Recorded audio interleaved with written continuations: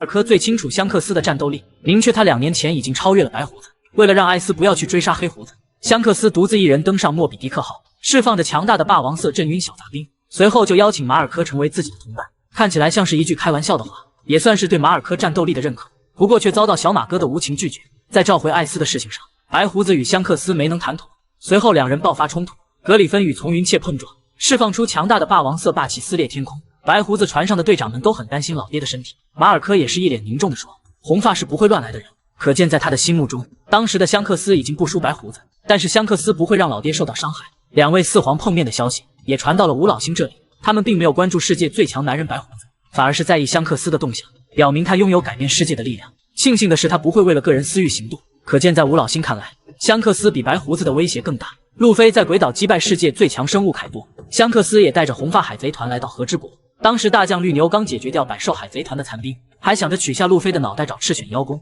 正当他对抗赤鞘武士与大和的时候，香克斯释放出超远距离的霸王色霸气，打击绿牛的身体，让其不能使用森森果实，也让被称为怪物的大将乖乖离开和之国。之后马尔科来找香克斯，打算乘顺风船离开和之国。香克斯再次邀请马尔科成为伙伴，不过小马哥却说道不想再成为大海贼的保姆，第2次拒绝香克斯的上船邀请。可见马尔科已经认为香克斯与老爹属于同一级别，也有资格成为白胡子死后的最强男人。而吴老星在弹头岛的表现，还认为他们有4皇级别的实力吗？萨坦圣是最先抵达弹头岛的吴老星，登岛后直接变成牛鬼形态，脖颈处缠绕着黑色焰云，很像是某种动物系恶魔果实的觉醒能力。萨坦圣还拥有强大的霸王色霸气，但凡与他眼睛对视的弱者，都会脑袋爆炸丢掉性命。暂且还不清楚是否属于霸王色物理伤害。攻击超新星波尼时，被大熊一拳打断犄角和几条腿，却能靠着超级再生的能力瞬间恢复。单单从能力配置上来看，萨坦圣妥妥有4皇级别。后来其他几个吴老星登场，战斗力一点不比萨坦圣弱。马兹圣是日本妖怪已经真天，能从口中喷火攻击，黄猿都无法打破弹头岛防护壁，都能被马兹圣轻松打破。内斯兽狼圣能变成一匹古马，手持无上大快刀初代鬼彻，被他砍中的敌人伤口都会被瞬间冰封。沃丘利圣是一只类似野猪的怪兽，口中吐出的气如同利刃，能将路飞的伤口吹出体外，而且沃丘利圣的防御力很强，路飞的武装色也造不成伤害。毕特圣可以变成一条杀虫，能将任何物体吸到肚子里。不过5个老头的战绩却与他们强悍的能力不匹配。萨坦圣的目标是干掉贝加庞克，一个手无缚鸡之力的老头，结果还是靠着黄猿出手才将他解决掉。对战武当路飞的时候，萨坦圣被全程戏弄，完全不是对手，甚至在攻击娜美和乌索普时也没能打伤任何一个。内斯兽狼圣刚登场的表现很好，瞬间干掉所有和平主义者，巨人族的战士在他的刀下如同砍瓜切菜一样倒下。不过在抓波妮的时候，被山治朝着下巴来了一脚，又被2名巨人族限制住行动，结结实实挨了波妮一脚丫子。与索隆也有简单的交手，场面上也没有占据优势，最终被阿特拉斯自爆炸掉半边脸，着实不像4皇级强者。马兹圣的攻击力虽然很强，也没有对路飞造成伤害，结果被路飞和山治等人的联合技能打飞，能不能重新回到弹头岛还很难说。毕特圣的表现算最差的一人，上来就被巨人族拦腰砍断，好在咬掉了巨大机器人的一条手臂。沃丘利圣的霸王色吼叫很强悍，能将路飞的伤疤吹出身体，他的防御能力堪称无敌。路飞一拳下去差点伤了自己，不过还是被巨大机器人打断了一个獠牙。综合来看，吴老星在弹头岛的战绩，除了干掉了几个巨人族和一些和平主义者，并没有对草帽一伙造成实质性的伤害，如此表现还算得上4皇级别的强者吗？上海军元帅的萨卡斯基，在青雉眼中真能打赢4皇黑胡子吗？从顶上战争的表现来看，当时的赤犬不具备4皇级战力，面对世界最强男人白胡子，只是嘴上调侃，不敢正面交战，利用斯库亚德与罗杰的恩怨，给白胡子的胸口来了一把孝子剑。赤犬才敢亲自出手，沿将拳头重重砸在白胡子的胸口。不过在艾斯丧命后，彻底暴走的白胡子也差点将赤犬干掉。后来红发海贼团抵达马林范多，香克斯挡住沿将拳头救下科比，赤犬被吓得脸颊流汗一动不动，眼睁睁地看着罗将路飞带走。黑胡子在推进城招募完伙伴，立刻来到马林范多抢夺阵阵果实。面对奄奄一息的白胡子，黑胡子仗着暗暗果实的优势占据上风，却暴露出太过傲慢的缺点，被白胡子砍倒在地，差点丢掉性命。最终黑胡子海贼团全员出动，才将世界最强男人彻底击败。得到阵阵果实的黑胡子扬言自己才是世界最强男人，却不敢与红发海贼团交战，带着手下的人乖乖撤离马林范多。可见当时的黑胡子也没有4皇战斗，与赤犬交战也不一定能赢。之后在燃烧岛抓住超新星波妮，企图找海军交换一艘军舰，见到前来交涉的人是赤犬，立马带着手下的人逃跑。从赤犬自信的架势来看，好像真的有实力灭掉双果实的黑胡子。之后战国从海军辞职，赤犬和青雉在庞克哈萨德爆发元帅争夺战，经过10天10夜的鏖战，青雉被打断一条腿，以微弱的劣势战败。之后赤犬抽上雪茄当元帅，还敢当面骂吴老星被别人骑在脖子上。青雉选择辞职离开海军，后来在无名小岛上遇到黑胡子海贼团，听到拉斐特要干掉自己抢东洞果实，立马将大九等人瞬间冰封，表现出完全不怕黑胡子的气势，也吓得黑胡子立马向青雉道歉。后来在黑胡子的再三邀请下，青雉才决定成为他们的一员。之后青雉告诉黑胡子，输掉元帅争夺战也给赤犬留下一身伤疤，从此也能表明青雉虽然战败了，实力并不比赤犬差很多。青雉自信能对抗黑胡子海贼团，赤犬也绝对有同样的战斗力。通过青雉的表现，是否可以说元帅赤犬能打赢四皇黑胡子呢？乔伊波伊留下的5件遗物全部公开，路飞得到其中2件，还差点毁掉1件。世界之王伊姆的手中也有1件。随着贝加庞克公布消失的100年历史，有关乔伊波伊的线索也逐渐多了起来。他在800年前给世人留下了5件遗物，第1件是将世界连成一片的大秘宝 One Piece， 它就隐藏在最终之岛拉夫德鲁，目前只有罗杰海贼团的人知道那是什么。罗杰得到大秘宝后说那只是个笑话，可见 One Piece 并不是海贼期盼的金银财宝。草帽一伙会是下一个抵达拉夫德鲁的海贼团，路飞也会得到将世界连成一片的大秘宝。第2件就是被冰封在圣地的巨大草帽，在玛丽乔亚的密室之中，伊姆冰封着一顶巨大的草帽，那就是乔伊波伊曾经佩戴的帽子。从外形上看与罗杰当年留下的草帽一模一样，但是伊姆为何将它收藏起来暂且还不清楚。第3件就是拥有2个名字的橡胶果实，另一个名字是人人果实幻兽种尼卡形态。从贝加庞克口中可以确定，乔伊波伊可以伸长身体战斗，不出意外就是吃了超人系橡胶果实，也难怪在路飞吃下橡胶果实之后，香克斯会把罗杰的草帽托付给一个小孩子。路飞没有浪费乔伊波伊留下的橡胶果实，在鬼岛对战凯多的时候觉醒幻兽种尼卡形态，将来也会以太阳神的身份拯救这个世界。第4件遗物是停靠在愚人岛的诺亚方舟，乔伊波伊曾在愚人岛留下一片谢罪文，因为他没能履行将鱼人们带到太阳下生活的诺言，还留下了一艘巨大的诺亚方舟。草帽团去愚人岛冒险时，路飞还差点将其摧毁。贝加庞克说未来整个世界会被大海吞没，到那个时候诺亚方舟将拯救无数的人类，鱼人族也可以顺理成章地前往太阳下生活。乔伊波伊留下的第5件遗物是巨大机器人，在弹头岛上一直隐藏着一个巨大机器人，他在几百年前攻击过圣地玛丽乔亚，最终因为能源耗尽才被贝加庞克拿去研究。随着路飞在弹头岛使用尼卡形态下的解放之鼓，巨大机器人也再次启动，帮助草帽团对抗海军。他应该就是路飞逃离弹头岛的最关键帮手。纳利亚一族被灭的原因公开，伊姆下令将岩灾镜的父母干掉。据说在几百年前的红土大陆之上，居住着被称为神的路纳利亚一族，他们背后会始终燃烧着一团火焰，而且火焰具有非常强悍的攻击能力。当火焰消失的时候，他们的速度和力量会大幅增加，同时身体的防御能力则会大大降低。而且路纳利亚一族可以在任何条件下生存，正是靠着如此强悍的能力，他们才被世人称之为神。不过在几百年前却惨遭灭族，只有百兽海贼团的岩灾镜存活下来。当年凯多被海军抓捕关入监狱，小时候的岩灾镜也被关在那里。海军对镜做各种各样的实验，企图研究路纳利亚种族强大的原因。后来凯多在逃离海军基地的时候，特意让岩灾镜跟着自己当小弟，也是因为看中镜特殊的身体，认定他有能力和自己一起征服世界。后来四皇大妈与凯多结成同盟，一度邀请岩灾镜能加入自己，也是因为他知道路纳利亚一族的强大，不希望万国缺少如此种族。贝加庞克在研制赤天使的时候，也加入了路纳利亚的种族基因，让赤天使拥有非常强悍的防御力，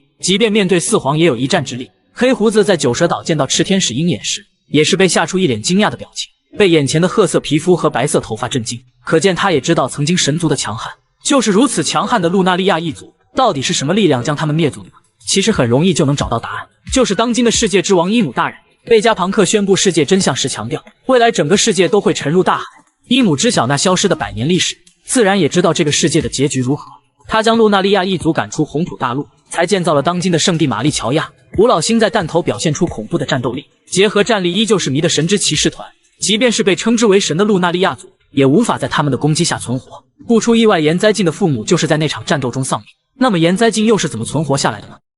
一只手秒杀四皇团2把手，有实力抗衡2位海军大将，炎帝萨博居然打不过现在的索隆，带着3位军队长去圣地向天龙人宣战。卡拉斯和茉莉挡住藤虎绿牛，拯救暴君熊。萨博来到权力的房间解救寇布拉，面对吴老星和伊姆的全力攻击，萨博直接被打成重伤，差点丧命。之后便被世人称为炎帝。是否具备4皇级战力呢？在吃下烧烧果实之前，萨博主要靠体术和霸气输出，轻松打碎巴沙斯的机械手臂，以及打断迪亚曼蒂的剑。得到自然系烧烧果实后，一个人挡住藤虎率领的海军。中将巴斯提有主动出来阻挡，结果被萨博捏碎面具战败。对战堪称怪物的大将藤虎，萨博的表现稍微有一点吃力，吃下烧烧果实就能抗衡藤虎，可见萨博的实力无限接近大将。见到不能使用武装色的路飞，巴沙斯本想趁机抢夺橡胶果实，好在萨博及时赶到，一脚踹飞巴沙斯，保住路飞一条命。巴沙斯用艾斯的事调侃萨博，背后还藏着一把刀，企图偷袭。结果萨博将武装色霸气和果实融合，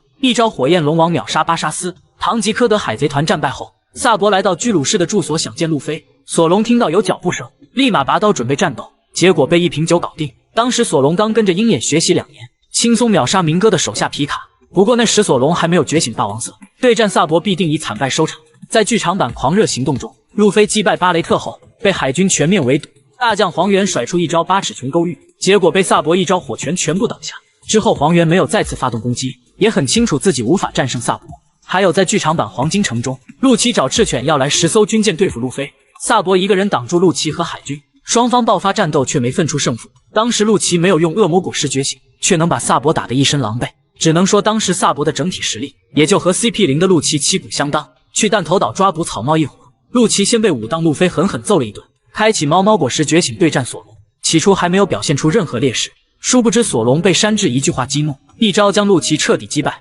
从对战陆琪的结果来看，炎帝萨博打不过炎魔索隆吗？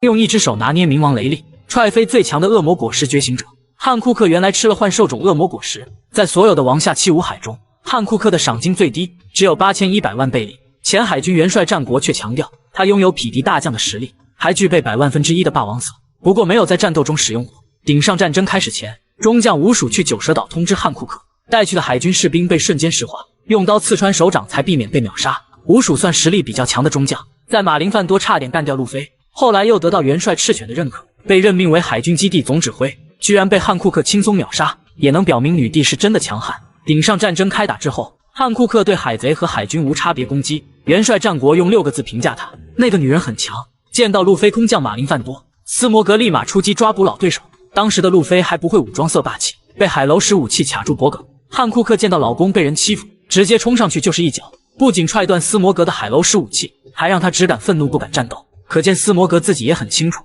与汉库克完全不在同一级别。青雉见到赤犬要对路飞出手，立马甩出一把冰刀击倒路飞。汉库克见状朝着青雉冲了过去，大有击退海军大将的气势，不过还是被马尔科抢先一步，一脚踹飞青雉将路飞救下。汉库克之所以敢对青雉出手，也是自信与大将有一战之力。雷利准备带着路飞去修炼，让汉库克不要每天都来送饭，结果被汉库克用一只手捏住鼻子，而且还不敢动手进行反击。能用一只手拿捏雷利的人，全海贼王就下棋和汉库克2人吧。在剧场版狂热行动中，变成巨大怪物的巴雷特打飞路飞，汉库克再次冲了过去，一脚差点将巨大怪物踹翻。巴雷特在16岁时登上罗杰的船，有实力匹敌年轻的雷利，后来将合体果实开发到觉醒，就连黑胡子也不敢招惹他，完全可以说巴雷特能比肩白胡子，是最强的果实觉醒者。正是应了那句话，路飞的敌人越强，汉库克的战斗力也就越强。七武海制度被废除之后，黑胡子立马去九蛇岛抢夺甜甜果实，因为那是一颗双生恶魔果实。另一种能力是幻兽种海妖美杜莎。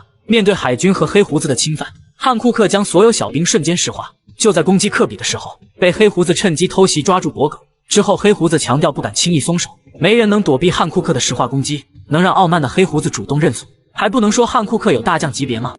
随着萨坦圣召唤其他4位五老星，弹头岛即将迎来最后的10分钟，来预测一波草帽团的赏金变化吧。乔巴的赏金不变，依旧是1000贝利，他在弹头岛基本没有战斗，露脸的机会也比较少。海军不给草帽团的宠物提升赏金也很合理，娜美的赏金提升2000万，来到318万6000万贝利。他和乔巴一样，在这个篇章的存在感非常低，除非在最后10分钟能对抗五老星，否则赏金的变化不会太大。布鲁克没有开启大号，一直在划水，也没有太亮眼的战斗。不过五老星正在找贝加庞克留下的信号发射器，从蛋糕岛篇章开始，布鲁克都在扮演骑兵的角色，说不定他会保护发射器的安全。赏金大涨2亿，达到5亿8300万。弗兰奇的表现很中规中矩，没有对抗强者，也没有起到决定性作用。赏金最多会增加2000万贝利，达到4亿1400万。照片或许能换一张。罗宾在弹头岛的表现有点拉垮，对战赤天使过后一直是重伤阶段。之前他的赏金是9亿3000万贝利，相比战斗力略微有点虚高。不过罗宾拥有解读古代文字的能力，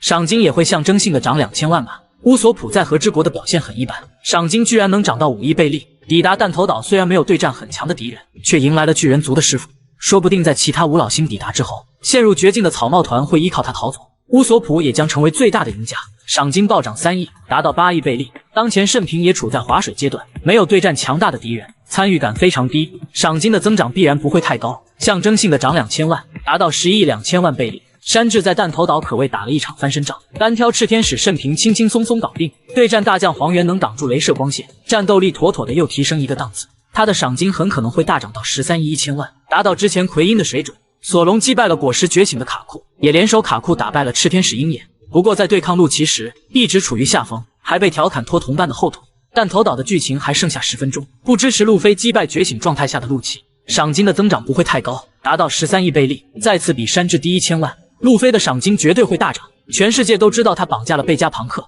弹头岛的罪行也会算在他的头上。而且路飞还击败了大将黄猿，把萨坦圣也狠狠暴揍了一顿，他的赏金很可能会涨到38亿贝利，超越鹰眼，仅次于目前的黑胡子。被誉为世界第一大剑豪，却砍不死赏金1500万的海贼，也打不过赏金8100万的最弱七武海。他身后背着无上大快刀，却总是用胸前的小刀虐菜，还藏着一把菜刀，用来泡徒弟的老婆佩罗娜。这一点非常像冥王雷利，把徒弟的老婆汉库克搂在怀里。他就是鹰眼乔拉克尔米霍克，当年在海上餐厅追杀东海的霸主克里克，不知天高地厚的索隆站出来挑战，鹰眼拿出十字架嘲讽道：“没有比这再小的刀了。”将索隆按在地上狠狠摩擦了一顿。见到索隆宁可丧命也不退缩的气度，才拿出黑刀叶将索隆彻底击败，并激励索隆会在最强的位置等他。路飞的赏金涨到3000万贝利，鹰眼拿着悬赏令去找香克斯，吓得红发海贼团的成员惊慌失措。香克斯也是黑着脸，表情严肃，还强调没有心情与鹰眼决斗。鹰眼却直接来了一句：“不会与断臂的残废人战斗。”难道是在强调自己比四皇香克斯更强吗？顶上战争刚刚开始，鹰眼主动攻击世界最男人白胡子，黄猿和赤犬也感到非常惊讶，不敢相信让人畏惧的鹰眼会如此主动。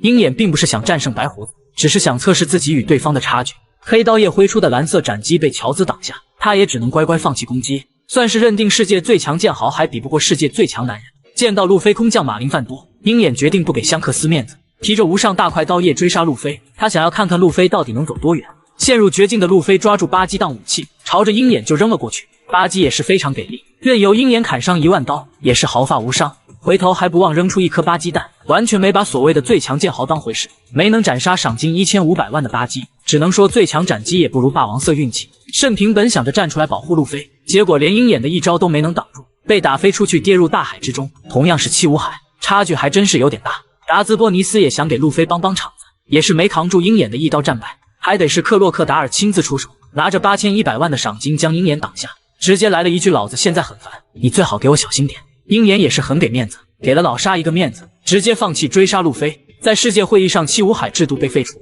海军立马出动逮捕他们，鹰眼也不得不离开驻地。此时老沙打来电话，提议二人联手组建十字工会，却在找巴基要债的时候，莫名其妙帮助巴基当上四皇。鹰眼的赏金涨到36亿9千万贝利，超越刚刚登基四皇的路飞。难道还不能证明鹰眼拥有四皇级别的战斗力吗？谁是最强的霸王色缠绕使用者？路飞居然排倒数第3，凯多也才第5名，第8名冥王雷利，海贼王罗杰的副船长。七武海制度废除之后，黑胡子前往九蛇岛抢夺甜甜果实，趁着汉库克攻击科比的时候，一把抓住汉库克的脖颈。雷利释放着霸王色登场，让黑胡子带着手下乖乖离开。事后雷利告诉汉库克，他现在年纪大了，没有信心打赢黑胡子，可见年轻时候的冥王雷利也应该拥有不输四皇的战斗力。第7名夏洛特00，赏金43亿8800万贝利。大妈去和之国找路飞报仇，与凯多霸王色缠绕对轰撕裂天空。不过在与凯多结成同盟之后，就化身草帽团的名誉船员，见到飞六豹佩吉万对小玉出手，一拳霸王色缠绕攻击将其秒杀。在此之后对战基德和罗，大妈却始终没有用霸缠攻击，最终被2位超新星联手击败，也难怪他曾被评价为最弱四皇。第6名新晋四皇路飞，赏金30亿贝利。在鬼岛对战世界最强生物凯多，路飞学会霸王色缠绕攻击，不过霸王色的强度并不算高，被凯多一记狼牙棒打入大海之中。路飞最终能击败凯多，主要还是依赖尼卡果实的输出。草帽团抵达弹头岛之后，路飞的战斗力得到进一步升级，一个人能轻松应对大将黄猿和五老星萨坦圣。此时路飞的整体实力应该超越了四皇大妈。第5名凯多，被誉为世界最强生物。白胡子在马林范多丧命后，凯多就成为赏金最高的人。在鬼岛战争的表现堪称无敌，一个人抵挡众多强者的多轮攻击。虽然被太阳神妮卡击败，但凯多的整体实力远在路飞之上，而且吴老星一直不敢进攻和之国，也是因为忌惮凯多强悍的实力。第4名香克斯，面子果实能力者。传言香克斯拥有最强的霸王色，也是唯一能造成物理伤害的人。在和之国近海释放霸王色，吓得大将绿牛灰溜溜的逃跑。赏金30亿的基德企图挑战香克斯，结果被一招霸禅神臂秒杀。香克斯还拥有瞬间移动的能力，吴老星都得给他一个面子。当年凯多企图去马林范多搞事情，结果被香克斯打了回去。是否可以说现在的香克斯已经算得上世界最强男人了呢？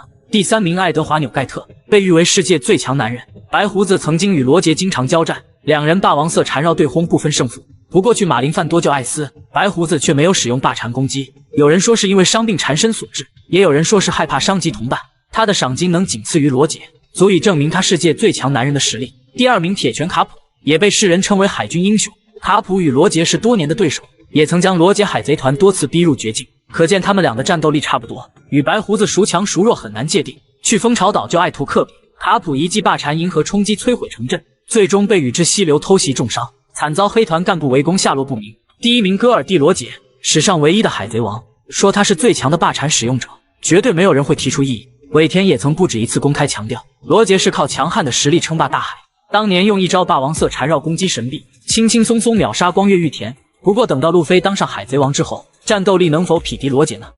战斗力提升不大的5个神级果实，却因为能力太过逆天，惨遭永久封禁。第一个是天月石所吃的食石果实，可以将自己和指定对象传送到未来，缺点是不可以让人回到过去。当年凯多击败玉田之后，准备铲除光月一族，天月石就是利用食石果实的能力，将桃之助和警卫门等人传送到20年后。这种穿越时空的能力看似很逆天，对个人的战斗力提升却没有一点帮助。天月石连几个普通的小海贼都打不过，可能是觉得食石果实的能力太过逆天。在天月石被凯多干掉后，这个果实再也没有出现。第2个是巴卡拉的幸运果实，可以通过双手触碰敌人来吸收运气，使对方倒霉，并且将吸收来的运气转化为自身所用。有了运气的加持，巴卡拉完成很多不可能实现的事情。对战草帽团时就是靠着运气取得了压倒性的优势。不过巴卡拉本人的战斗力并不是很强，失去运气后甚至连乌索普都打不过。第3个是砂糖所吃的童趣果实。明哥之所以能成为德雷斯罗萨的王，最大的功臣就是吃下童趣果实的砂糖。他能将触碰到的任何生物变成玩具，并能与之立下契约，让他们不得不服从命令。德雷斯罗萨的反抗者都曾被砂糖变成了玩具，不过砂糖也停留在8岁模样，可以说没有一点战斗力。而且当砂糖失去意识后，那些玩具就能恢复原样。多弗朗明哥被路飞击败后，砂糖再也没有出现过。难道海军利用他的童趣果实在管理犯人吗？第4个是倒退果实，能力者叫艾恩，只要用手中的桃色火焰触碰敌人一次，就能让对方的身体变成12年前的模样，而且可以持续触碰敌人，使其从世界上彻底消失。不过当艾恩被击败或者失去意识后，被桃色火焰倒退的人就能恢复原样。艾恩本身的战斗力却非常弱，被索隆轻松击败。在老师泽法被黄猿击杀后，艾恩和倒退果实再也没出场。第5个就是布鲁诺的门果实，可以在任何物体上开一扇门自由出入，同时创造出一个绿色的异度空间，能力者可以在这个空间中自由移动，只要布鲁诺待在里面就没人能将他击倒。甚至有不少海米认为门果实能克制黄猿的闪闪果实，只可惜对布鲁诺的攻击力提升并不大。太相信铁块的防御被2档路飞击败，在陆奇的带领下 CP9 的成员都晋升为 CP0 了，布鲁诺和门果实却没有再登场过。个人抢走天龙人的神级果实，3人达到4皇级别的战斗力，不过有2个人已经被路飞击败。38年前天龙人在神之谷举办狩猎活动，准备了多个神级果实当奖品。洛克斯海贼团抵达神之谷后，夏洛特00第一时间去抢夺恶魔果实，暴君熊在情急之下吃掉一个，获得将一切物体拍飞的神级能力，不仅拥有瞬间移动的能力，还可以拍出人体内的伤痛，达到治疗效果。别看大雄只有2亿9600万的赏金，战斗力绝对拥有准大将级别，敢于介入黄猿和冥王雷利的战斗，也是相信自己不会比他2人弱。去弹头岛为了救女儿波妮，一拳打断萨坦圣头上的犄角和几条腿。夏洛特00还是抢到了鱼果实，并将它送给了老相好凯多，那也是一个神级果实，让凯多变化成巨龙，被世人成为最强生物。凯多也是靠着鱼果实带来的强大战力，一步步成为海上皇帝。在和之国传授路飞多项顶级能力后，和大妈一起去岩浆中洗澡了。顶上战争完结之后，明哥在马林范多得到烧果实，他没有让手下的小弟吃掉，而是拿出来当奖品对付草帽小子。萨博替换路飞进入竞技场，一招龙抓手解决掉所有敌人，当着众人的面吃下烧果实，也让他的战斗力提升一个档次，轻松秒杀中将巴斯提尤，对抗大将藤虎也是完全不落下风。去圣地玛丽乔亚对天龙人宣战。萨博从吴老星和伊姆手中逃走，从此被世人称为炎帝。此时的他的战斗力应该很接近四皇。如果明哥让手下吃掉烧烧果实，是否有机会打败陆罗联盟呢？泰佐洛从玛丽乔亚逃走后，带着几个小弟抢走明哥的晶晶果实。经过几年的发展，泰佐洛将果实开发到觉醒状态，被世人称为黄金帝。他掌握着全世界20%的财富，吴老星也得派陆琪去保护他。当时的泰佐洛能轻松秒杀索隆，草帽团全部成员差点被他灭掉，也应该拥有超越海军大将的实力，依旧打不过剧场版中开挂的路飞。明哥绝对是海贼王中最大的怨主，他还被抢走一个最贵的恶魔果实，就是超人系手术果实，价值50亿贝利。吃下他的人是特拉法尔加罗。明哥收养小时候的罗，一直用心栽培，就是想让他给自己做永生手术。殊不知罗最终成为他的敌人，联手路飞一起摧毁唐吉诃德家族。如果明哥让手下吃掉这3颗神级果实，当一位海上皇帝不在话下吧。拿着8100万贝利的赏金，挑战过世界最强男人，还能抗衡年轻的冥王雷利。他曾被认为是最弱的七武海，却能挡下世界第一剑豪鹰眼，一招沙漠大剑下的赤犬脸颊流汗。他就是克洛克达尔。路飞的敌人越强，他的实力也就越强。见证过海贼王罗杰被处刑，老沙也决定出海追寻 One Piece。20岁的时候经历过一场传说级别的战斗，对战19岁的巴雷特。据说那场战斗的结局是不分胜负。16岁的巴雷特加入罗杰海贼团，与年轻的雷利多次打成平手。那时的老沙能抗衡巴雷特，难道说他面对雷利也有一战之力吗？老沙还挑战过世界最强男人白胡子，以惨败收场，还丢掉一条胳膊。之后便拿着8100万的赏金，成为一名七武海霸占阿拉巴斯坦。他想找到传说中的古代兵器冥王，再次去追寻那连成一片的大秘宝。遇到路飞的老沙略微有点轻敌，贯穿对方的身体却放弃补刀，最终倒在主角光环之下，也丢掉了七武海之位。在推进城再次遇到路飞，老沙主动提出加入越狱小分队。起初路飞并没有同意，他清楚老沙的实力有多强，一旦反水很难控制。好在伊万科夫掌握着他的把柄，才迫使这位大海贼乖乖听话。抵达马林范多后，老沙第一时间攻击白胡子，即便被路飞一脚踹飞，也没有放弃取下世界最强男人的首级。见到白胡子被斯库亚德贯穿身体，老沙表现得比任何人都激动，臭骂白胡子不配做最强男人，也开始将攻击的矛头对准海军。元帅战国不讲武德，提前处刑艾斯。就在所有人都陷入绝望之时，老沙甩出2把沙刀干掉刽子手，随后说了一句圈粉无数的话：老子不想看到海军得意忘形的样子。从此他的战斗力开始飙升，对战赏金3亿4千万的明哥，脑袋被切掉后也能瞬间恢复，还暴露出曾经拒绝过明哥的邀请。只能说老沙的实力完全不输明哥。鹰眼没有给红发面子，提着黑刀叶追击路飞，他想测试路飞到底能走多远。七武海圣平主动站出来保护路飞，连鹰眼的一招都没挡住就被打飞。达兹波尼斯也想出来帮帮场子，也没挡住鹰眼被一刀砍倒在地，直到老沙出手才挡住鹰眼的斩击，随后甩出一句老子现在很烦。见到如此愤怒的老沙，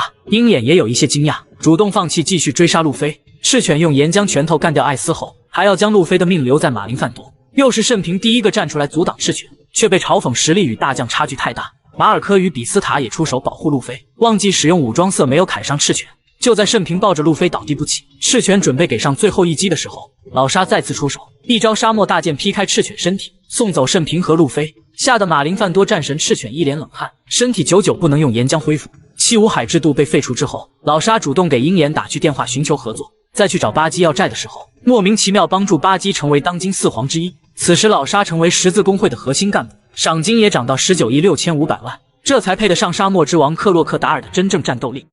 亲自加入黑胡子海贼团的原因公开，居然是因为一颗重生的恶魔果实。在庞克哈萨德的元帅争夺战中失败后，青雉不仅辞去大将之位离开海军，还在1年之后加入了黑胡子海贼团。青雉为什么与帝奇合作？最多的传言就是当卧底。他和赤犬约定好了一场赌局，在庞克哈萨德进行决斗，胜利的人留在海军当元帅，失败的人就去黑胡子身边当卧底。如果当年是赤犬战败了，黑胡子敢让他加入自己的海贼团吗？青雉后来在冰火岛击退多弗朗明哥，救下曾经的同事斯摩格，也表明自己虽然离开了海军，但心中坚持的正义并没有变，而且海贼的身份能让他行动起来更加方便。之后还让斯摩格去告诉赤犬，一定要关注陆罗联盟和明哥的冲突。如此来看，青雉加入黑胡子海贼团很像是在当卧底。不过在卡普闯入蜂巢岛后，青雉与曾经的师傅直接动手战斗，见到溪流贯穿卡普的身体后，依旧选择与黑团一起灭掉海军英雄，给人一种死心塌地成为黑胡子手下的感觉。从贝加庞克公布的世界真相中，或许能找到青雉加入黑团的真正原因。